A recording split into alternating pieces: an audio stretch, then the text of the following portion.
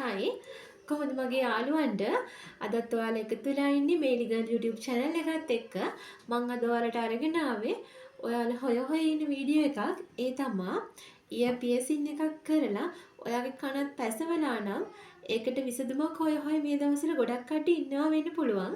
එයාලට කරන්න ඕනේ මොනවද කියලා දෙන්න තමයි මම අද ආවේ.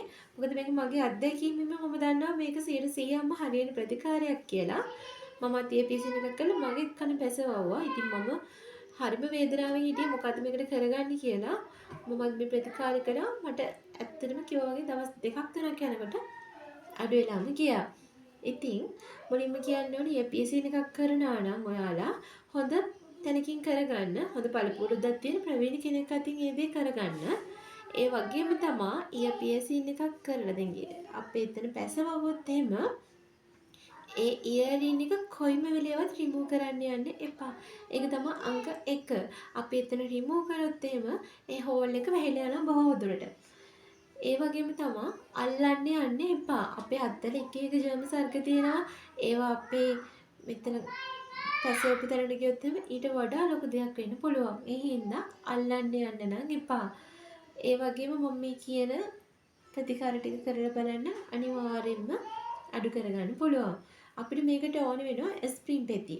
ඇස්ප්‍රින් පෙති ඕනම ෆාමසි එකකින් ඉල්ලුවොත් දෙනවා.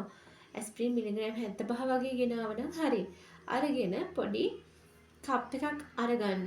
අරගෙන ඒකට දාන්න උණු වතුර නිමිච්ච. උණු වතුර දාන්න.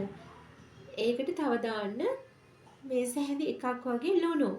ලුණු මේස හැඳි එකයි වතුර පොඩි කප් එකයි අරගෙන අර ඇස්ප්‍රින් පෙත්තත් අරගෙන මේ තුන හොඳට කවලම් කරගන්න. කවලම් කරන එකත් අතින් කරන්න එපා. කොටන් බටන් එකක් වගේ අරගෙන ඒකෙන් මික්ස් කරන්න. මොකද අපේ අත්තල එක ජර්ම්ස් වර්ග තියෙනවානේ. මේවා ගිහිල්ලා අතන අර දැන් තියෙන අමාරුව ඩබල් වෙන්න පුළුවන්. ඒ හින්දා එහෙම කරන්න යන්න එපා.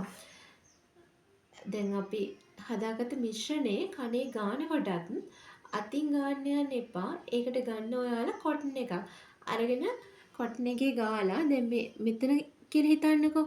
මෙතන මෙහෙම ටච් කරන්න අර තියෙද්දිම මේ සෝල්ට් කුඩු තියෙද්දි එහෙම ටච් කරන්න. මේ පිටිපස්සට ටච් කරන්න අර ගෑවෙන්න දෙන්නේ තියෙන කුඩු ටික. එහෙම මොකුත් පිහන්න නැතුව එහෙමම තියන්න. මේක දවස් 3ක් කරන්න.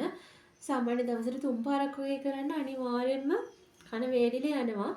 ඒ වගේම තමයි අයිස් කියුබ් තියෙනවා.